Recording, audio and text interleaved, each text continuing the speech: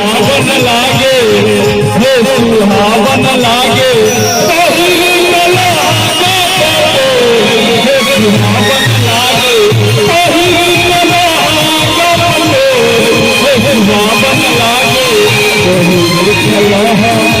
पटोल हे सुहावन लागे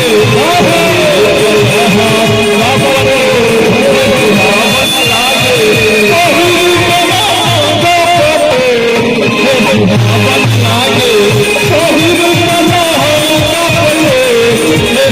सुहावन लागे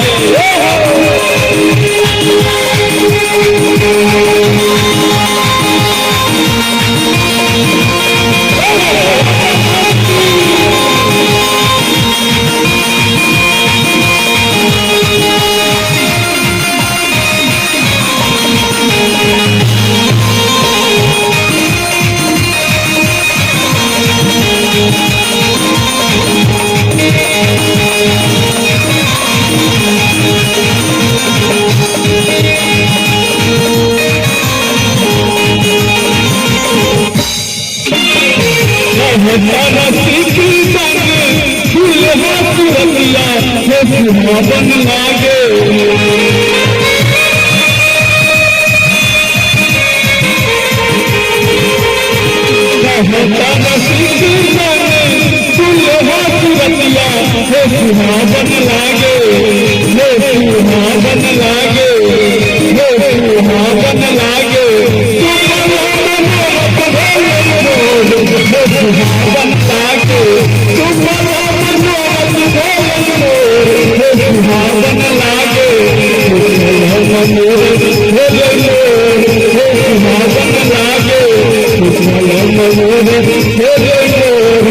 सुहावन लागे सुहावन लागे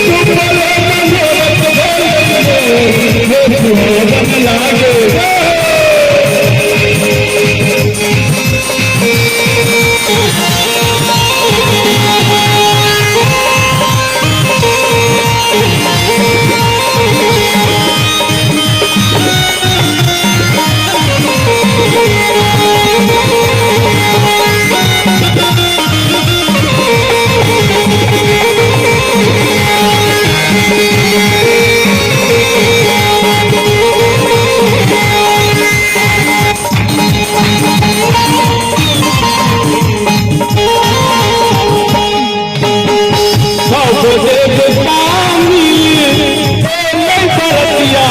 सुहावन लागे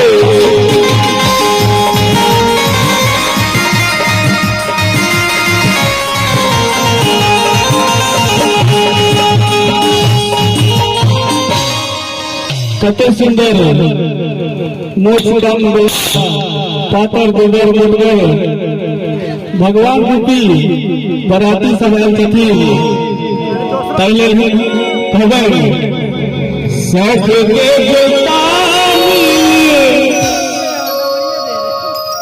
बरतिया हे सुहावन लागे अपन सब के भगवान भगवान सब बरतिया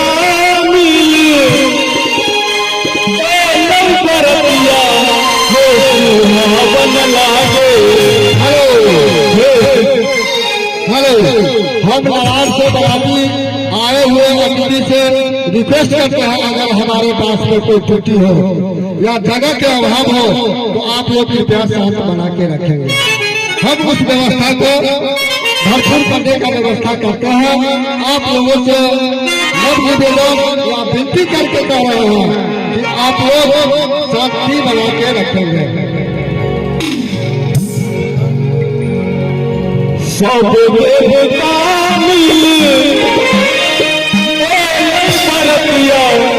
सुहावन लागे हे सुहावन लागे अति सुंदर सांग बजा के भाई एक बार कहा जो नवीन सांग बढ़ी के खपरी बजा दिए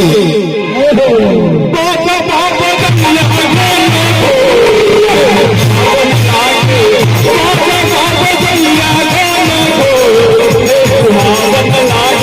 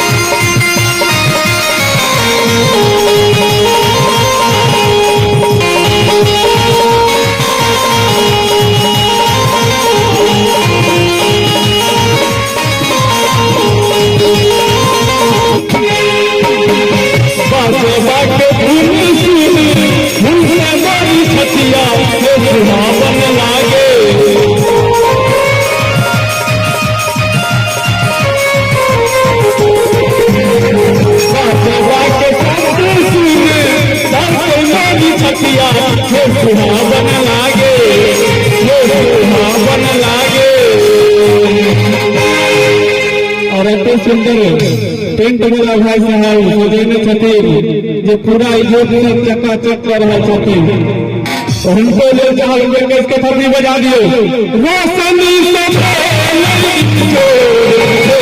सुहावन लागे, रोशनी सवेरे जो, हे सुहावन लागे, रोशनी सवेरे जो, हे सुहावन लागे, रोशनी सवेरे जो, हे सुहावन लागे, रोशनी सवेरे जो, हे सुहावन लागे, रोशनी सवेरे जो, हे सुहावन लागे।